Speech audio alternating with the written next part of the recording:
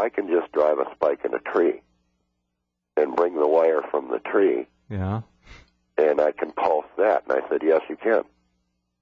I said, there's all kinds of ways to do this. You could take you could take stuff from Stubblefield. Yeah, and do the same thing. These are all monumental people. Mm-hmm. I mean, these guys are classics for working in a field, you know, and who knows what they went through, Jeff, with the ridicule and stuff. Well, I know the way Stubblefield eventually died was just a shame. And yeah. And then you take Tom Bearden, right, mm-hmm. with all his books and everything, and we've already proven out that Tom Bearden, you know, 100 times is right, especially with the new books coming out now with all the circuits and everything, which I did give you a preview of that. Mm-hmm. Thank you. And, you know, that'll be available. I was told that book will be available on the Tom Bearden website, you know, at the end of the month. Good. So I'll make sure that you get one of those. Oh, I very much like one. And along with the video, I think the video is going to be very important because that shows a lot, especially the work he did in the Meg. And, of course, Tom Bearden has always been one, you know, out on the far end. You know, and it's just something, I just can't believe that people just want to stay in that narrow path, Jeff, and never look to the side of the fork. Well, most people do. I remember seeing one of Tom's original videotaped lectures, which had to be from the late 80s, on some of these advanced scalar weapons. Uh-huh. Talk about being ahead of the curve. Well, that's another interferometer, Jeff. Right. You know, and I was going to point out something to you. If you wanted live demonstration of a scalar, of a interferometer working with sound, mm-hmm. Gary and I have put up a website. In other words, we run a station on, I don't know if you've ever heard of this or not, live365.com. Yeah, I have. Okay, well, you just go there and type in Bedini Audio Spatial. Mm-hmm. And there's mono recordings that I go as far back as, some of them are from the 40s. You know, all the oldies. I do all the oldies that have been done with the interferometer. And I do all the 70s rock, the stuff that we actually grew up with. And then I do all the New Age stuff. What's it sound like? Well, it's in 3D. Wow. It's a 128 kilobit station on Live 365.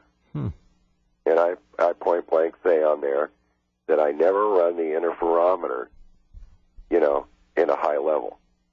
I just do the 3D, Jeff, and you'd be kind of amazed if you went and listened to it. Because I'll do it, yeah. That's a real, you know, that's an ear opener. Yeah. All right? But Gary and I have been doing that for 2 years now. We've had that up and running. And gee, how dare you have any fun? Well, you know, we got our audio customers and stuff like that. They want to see what you're doing, right? Right. And of course, we were, you know, all the movies in the theater and everything used the base processor, which was the Bedini Audio Spatial. So movies like Star Trek used it, and Hunt for Red October and Robo Boy, and plus all the country and western recordings that were done with that. You know, so we've been busy. Yeah. And I don't like to just sit around and do nothing. And you'll never fall into that trap. No, I will not, Jeff. And I, you know, I know where the world's at, so I just, I follow my path day in and day out. You see me do the same thing. When I get really bored, I build hot rods, and you can find those cars on some of the things. But I know it's coming to an end, Jeff. You know, we better look at powering our future by ourselves. Right. That's true. Because it's definitely going to go there. Anything new on Stubblefield's work? You were doing a lot of research with. Well, what we're doing right now with Stubblefield is we're coming up with some Earth batteries that are going to run what we call our radiant oscillators. Now, let me explain something about the radiant oscillators to you. You know, that's part of this book that's coming out.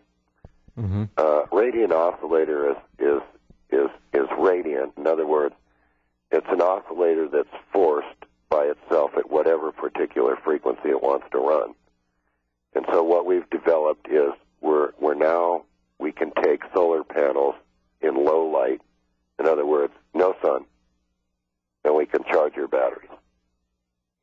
So we've done that, and we've filed patents and everything on that, like we filed on the monopole motors and things like that, so that we've licensed 2 of these products, Jeff. One is going to come out in a golf cart charger. Now, a normal golf cart can run maybe 8 miles or something, right? Uh-huh. And we can extend the mileage to 20 miles just by using that charger. Neat. Yeah, so the 1,500 watts that you would draw from the wall, right? Now we can take and it only uses 400 watts to do the same thing the 1,800 watt charger is doing. Plus, it rebuilds your battery. When will this be available? It's available. It's going into production right now, and I'll send you all the information on it. Very good. And so the next thing was off-grid homes, solar. Mm-hmm. And so we took the radiant oscillator from the golf chargers, and we modified that, and we said, gee, all these people got to buy thousands of dollars worth of panels, right? And then in 3 years they got to replace their batteries. Right. And we're saying, why should you replace the battery at all? Let's make it so the battery never gets hot, never overheats, doesn't boil away, and give it the same charge, if not more. So that's another one of the things that we're doing. Terrific. And I'm never going to stop, Jeff. That's the way you're going to find me at my bench.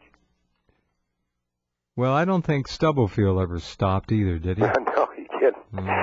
They just found him, between those 2 toasty plates, and that was it. What a strange story that was. Yeah, but, Jeff, in the generation that we came from, the way the schools were when we were growing up, is you could discuss this.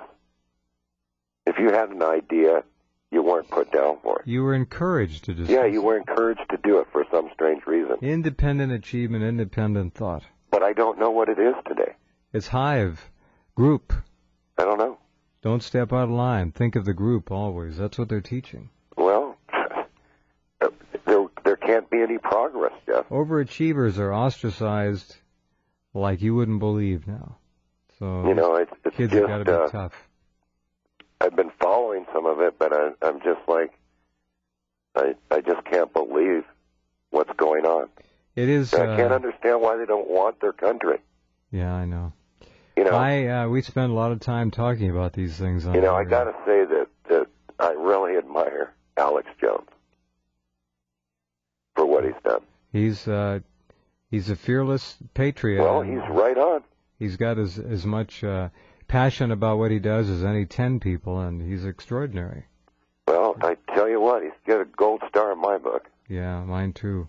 I mean, he makes perfect sense, to what he's saying. He synthesizes all this crap and makes it easily graspable by anybody. I know, Jeff. John, thank you again for all you do, all you've done, and if you happen to talk to Bob Strecker, please extend my regards, and certainly to Tom as well, and we'll visit your site. It'll be up there, and we'll talk again. Jeff.